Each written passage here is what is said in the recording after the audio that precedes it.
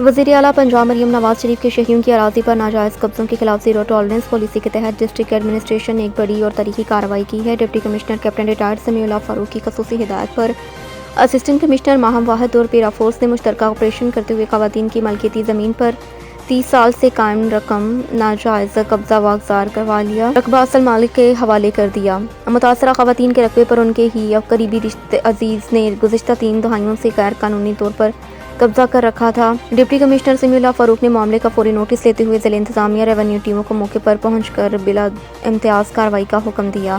Assistant commissioner ماہم واحد اور S D P او پیرا force سیاست نے پیرا فورس کے ہمراہ آپریشن کرکے قابضین کو اراضی سے بے دخل کیا۔ خواتین کو ان کا زرعی اور شرعی وفاقی قبضہ موقع پر بحال کروا کر 30 سال پرانا رنجش کا درینہ تنازع کا ہمیشہ کے لیے خاتمہ کر دیا۔ ترجمان ضلع انتظامیہ کے مطابق ضلع بھر میں جس کی زمین اور جس کا قانونی ونڈا ہے اسے اس کا جائز حق ہر صورت دلوایا جائے گا۔